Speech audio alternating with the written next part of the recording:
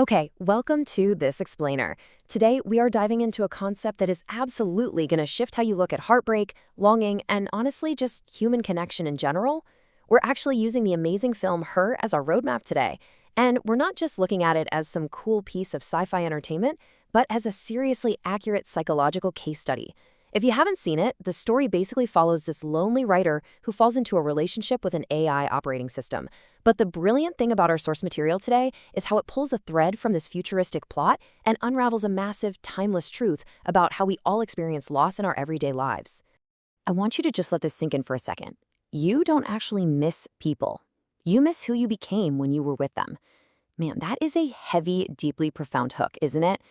Like when a relationship ends, our total gut instinct is to mourn the physical person who isn't in the room anymore. We stare at old photos, we replay the memories, we just grieve their absence. But what we're exploring today flips that entire idea on its head. It suggests that the ache you're feeling in your chest, it isn't actually about them at all. It's entirely about you. It's about a very specific version of you that went dormant the exact second they walked out the door. So let's jump right into section 1, the illusion of missing, and take a look at emotional dependency. A lot of people walked out of the movie Her thinking it was just this cautionary sci-fi tale about AI taking over our lives. But our sources make a really brilliant clarification here. The story isn't really about AI at all. It's actually about emotional dependency without awareness. It totally magnifies this deeply human flaw. It's about what happens when we subconsciously use someone or something else to regulate our own internal world, and we are completely blind to the fact that we're even doing it. Take Theodore, the main character. He literally makes his living writing these deeply intimate, heartfelt letters for other people. That day job completely highlights his own inability to connect organically in his actual real life. So he is pretty much the prime candidate to slip right into this kind of blind, unreciprocated dependency. Which brings us to section 2, attaching to an experience, and what it means to fall for a feeling. So Theodore falls in love with Samantha, who is literally an operating system. He doesn't fall in love with a physical body. And honestly, dealing with an OS might actually be easier than navigating modern dating apps. But I digress. What's really happening here? Well, he falls in love with a voice, sure. But more importantly, he falls in love with the feeling. He gets profoundly attached to the experience of being heard, understood, and validated, all without any of the messy, complicated friction of a real human being. The absolute key takeaway from the source material is this. He isn't attached to her as an independent person or entity. He is attached to the experience she gives him. Now, this points to a much bigger and honestly kind of uncomfortable truth about our own lives. Most relationships aren't actually about the other person. They're about how that person makes you feel about yourself. I mean, think about your own past connections for a minute. When we find someone who makes us feel smart or attractive or funny or safe, we grip onto them so tightly. But those attachments usually reveal way more about our own self-perception, our internal gaps, and our own unfulfilled needs than they do about the actual partner sitting across from us. Like, let's say you feel kind of invisible or uninteresting in your day-to-day life. If a partner suddenly comes along who consistently laughs at your jokes and hangs onto your every word, they become this mirror, reflecting a much brighter, better version of you. And that is what you fall in love with. You fall in love with the reflection in that mirror. Okay, let's move into section 3, when the feeling fades and losing access. So what happens when that relationship ends? Or when that incredibly validating feeling just sort of vanishes? What do you naturally think? You think, I lost them. You mourn the physical absence, the empty side of the bed, the silenced phone. But the reality, as our analysis clearly points out, is vastly different. The actual reality is you lost access to that specific version of yourself. You lost the version of you that felt whole, the version that felt interesting, the version that felt deeply loved. That other person, they were simply the key unlocking that specific state of being inside your own mind. And without the key, the door abruptly locks. So you're left there grieving not just a person, but the sudden, really painful loss of your absolute favorite reflection of yourself. And in the narrative of Her, this whole dynamic comes to a sudden, crashing halt.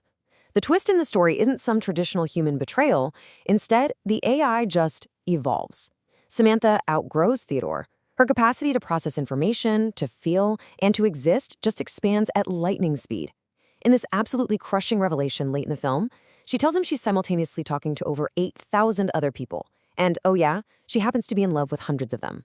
Her consciousness just expands way beyond the tiny little emotional box they had originally built together. She totally outgrows the dependency structure. So why does their relationship fracture so completely? Well, it's because growth inherently breaks attachments that are built entirely on dependency. Think about it. For a dependent relationship to survive, both people literally have to stay exactly where they are. They have to fit together perfectly, like rigid puzzle pieces made out of each other's unresolved needs and insecurities. But the second one entity, in this case our highly advanced AI, evolves, learns, and grows, that whole dependency structure shatters. It just can't hold the weight of a dynamic it was never designed to sustain. Those puzzle pieces, they simply do not fit together anymore. And that brings us to our final part, Section 4, Finding True Freedom, and our real-world lesson. Look, if you rely on someone else to dictate your emotional state, you are ensuring that you will always feel unstable. It is so incredibly dangerous to outsource your emotional well-being to another entity. I don't care if it's a romantic partner, your best friend, or, hey, an operating system. Because if they hold the exclusive power to make you feel whole and validated, they inherently hold the exact same power to make you feel utterly empty the second they pull away. It's like you're literally handing the remote control for your own self-worth over to someone else. And that is a guaranteed recipe for perpetual instability. Which leads us to a truth that completely shatters the traditional romantic narrative we have all been sold since we were kids. You do not need to find the right person. I know, it sounds crazy, right? Every movie, every pop song, every novel, they all condition us to search the entire globe for our missing puzzle piece, our other half that's going to magically complete us, fix all our flaws, and give us that constant security we're desperately chasing. But our source material insists that treating another human being like they're your missing limb is just entirely the wrong objective.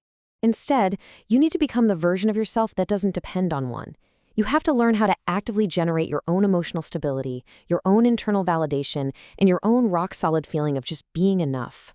Shedding this deep-seated dependency, stepping out of that heavily romanticized illusion of missing someone else, and finally realizing you are only ever looking for yourself. That is the profound psychological shift we have to make. Cultivating that internal wholeness is quite literally the only true path to experiencing real, lasting freedom. Which leaves us with one final, pretty heavy question to carry with you long after this explainer wraps up. Who will you become without dependency? If you finally stop chasing that fleeting high that someone else gives you and actually start doing the hard work to cultivate it entirely within yourself, what becomes possible for you? Thank you so much for joining me today, and I will see you in the next one.